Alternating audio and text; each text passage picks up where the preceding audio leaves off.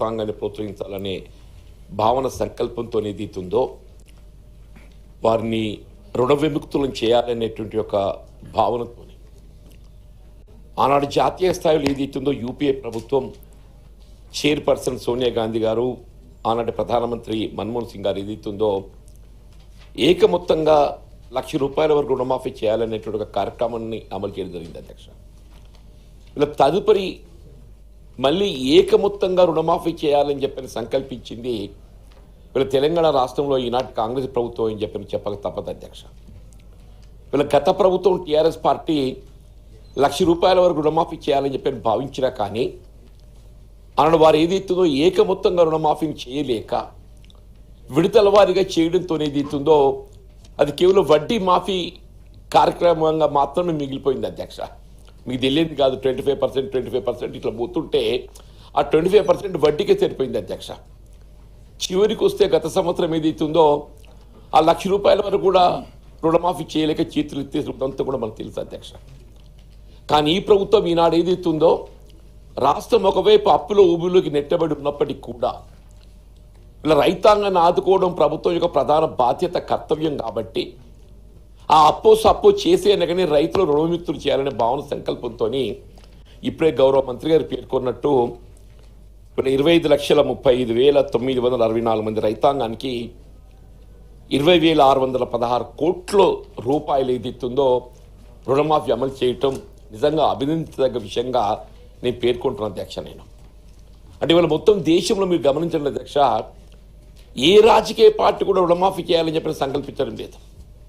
వాళ్ళు జాతీయ స్థాయిలో భారతీయ జనతా పార్టీ చాలా రాష్ట్రాల్లో అధికారం ఉన్నది, కానీ వాళ్ళు ఎక్కడ కూడా ఏదైతే రుణమాఫీ చేయాలనేటువంటి ఆలోచన వాళ్ళు రూపొందిస్తున్నారు. ఎంతవరకు వారికి అంబానీ, అదానీ లాంటి బడా పెట్టుబడిదారులను మరి ఏ విధంగా ఆదుకోవాలని సంకల్పం తప్ప రైతాంగం గురించి మాత్రం వాళ్ళకి ఆలోచన లేదు అధ్యక్ష. సిమిలర్లీ బీఆర్ఎస్ పార్టీ కూడా వీళ్ళ గతంలో ఏదైతుందో ₹1,00,000 వరకు అమలు చేయాలని సంకల్పించినా కానీ మొన్నటి ఎన్నికల ప్రణాళికలో అసలు రుణమాఫీ యొక్క అంశాన్నే చేతులెత్తేసింది అధ్యక్ష.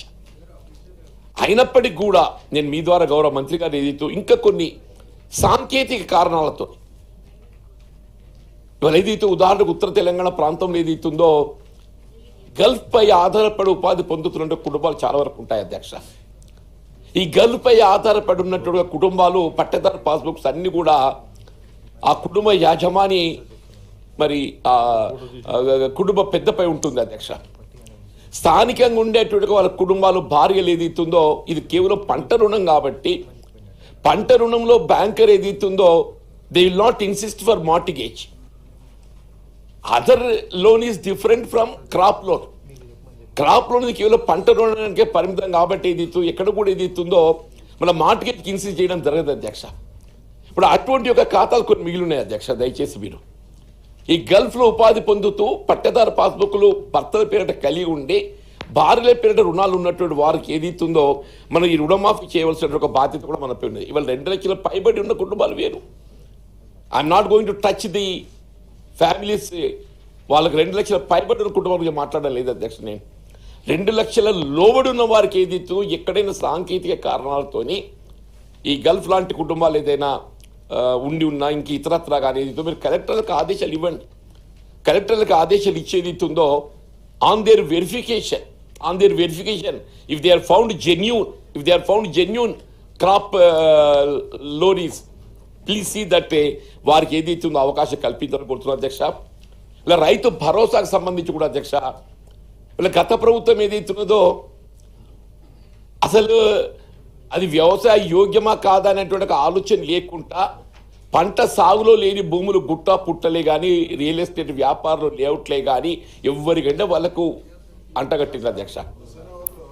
కానీ ప్రభుత్వం ఏదైతుందో వాస్తవంగా సాగు యోగ్యమైనటువంటి ఒక రైతులు ఎంతమంది ఉన్నాయండి కాక మొన్నటి వరకు ఏదైతే కొంతమందికి అపోహలు ఉండే.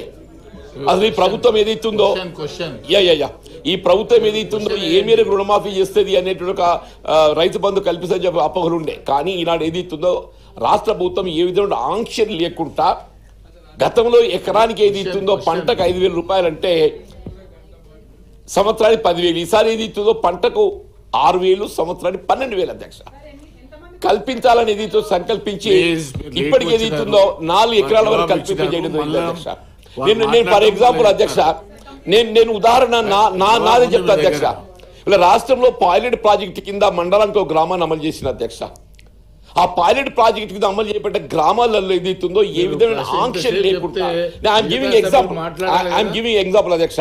ఏ విధమైన ఆంక్షలు లేకుంటే ఏదైతే కమతంపై పరిమితి లేకుండా మొత్తం ఏదైతే రుణమాఫీ ఈ రైతు భరోసా కల్పించడం జరిగింది అధ్యక్ష.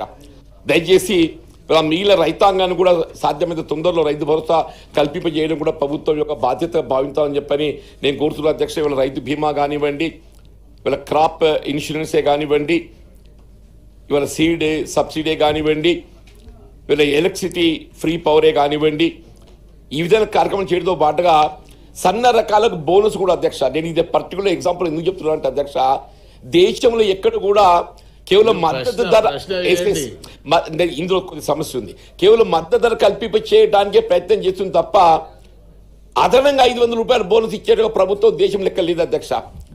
This is only the government Telangana స్టేటే వరి సన్న రకానికి 500 రూపాయలు అదనంగా బోనస్ ఇస్తుంది అధ్యక్ష. మీరు you have covered 90% of the farmers. కానీ చివరికి పంటకు వచ్చిన వారికి ఏదో ఒక 10% మిగిలిపోయినాయి అధ్యక్ష. ఆ చివరికి మిగిలిపోయిన ఆ 10%కి ఏదైతుందో వారికి కూడా ఏదైతుందో మీరు త్వరలో క్లియర్ చేస్తే బాగుంటుందో అభిప్రాయం.